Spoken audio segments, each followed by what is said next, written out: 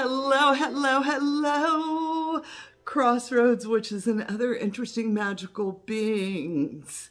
Today I want to share with you some footage that I shot at one of our colonial churches, those long time ago before, right at the cuspis of when America was America, living here in South Carolina because it is one of the colonies.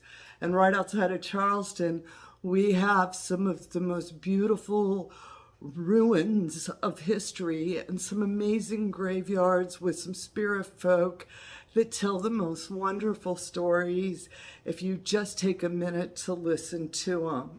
And before I show you the footage, I want to talk a little bit about where this church is and what makes this church so, I think, amazing, is more than anything else.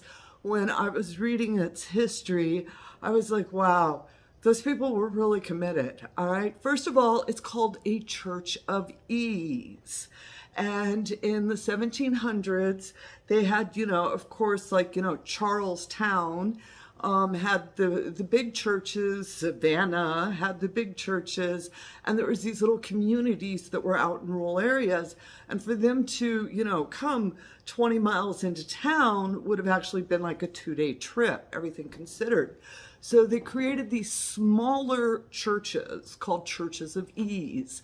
They were there for the local community to be able to come into, and they were also there for travelers. Church was very much their community bulletin board. That's where you went to find out things. That's where the community organized. That's where announcements were made. And so it was very integral into their life. The Pon Church of Ease is definitely a name that sparks curiosity, and its history is just as captivating. Built in the early 1700s, this church was once a vital stop along the King's Highway, the highway between Savannah and Charleston, a crucial route for trade and for settlers in colonial South Carolina. But what happened to this once thriving church that we now see standing in ruins today? The story of Pon is one of resilience and tragedy. The church faced several setbacks throughout its history, including a devastating fire in 1801 and then again in 1832. Each time, the community rebuilt, determined to maintain this important gathering place.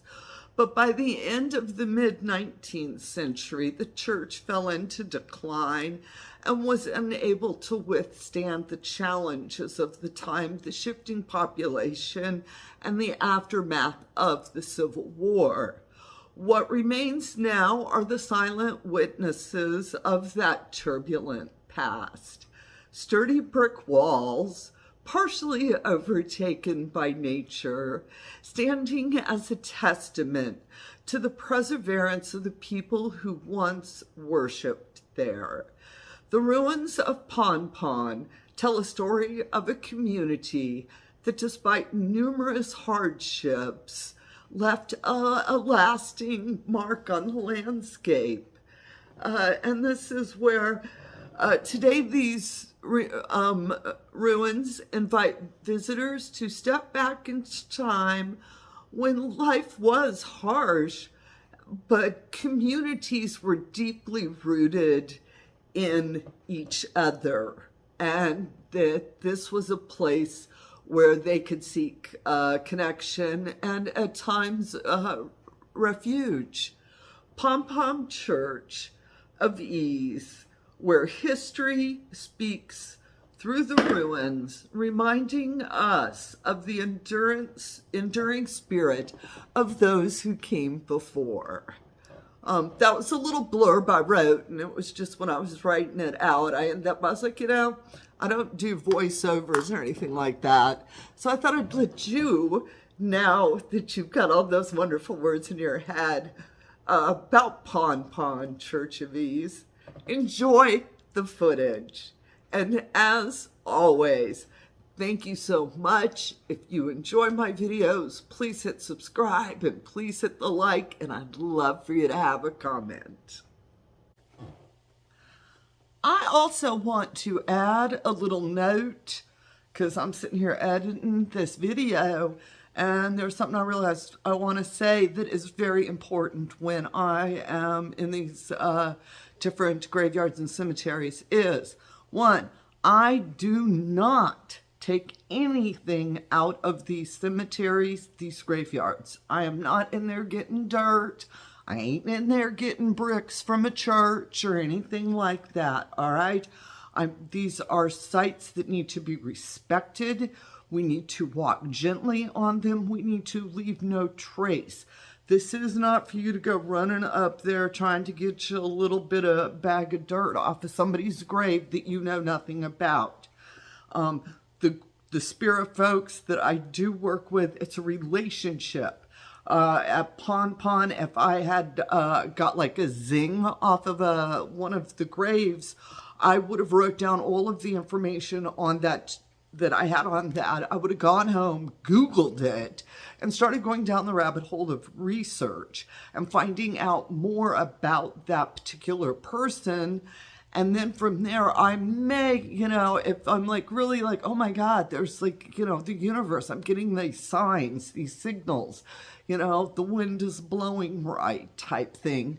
I may go back out, and at that point, I may leave offerings. All right. And I may do that for a while. I mean, a while as in years before I ever contemplate where I feel like that the spirit is gifting me a piece of their essence, some of their dirt, and it's by their permission. And I think that's a very big thing that I really want to put this big caveat in, because yes, I'm a dark witch. Yes, I love dead things. Yes, I work with spirit folk. But I also understand honor, reverence, respect. And we have to show that utmost to these locations and also to the spirit folk.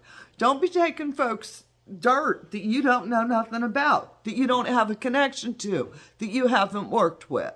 And with that said, now enjoy the footage.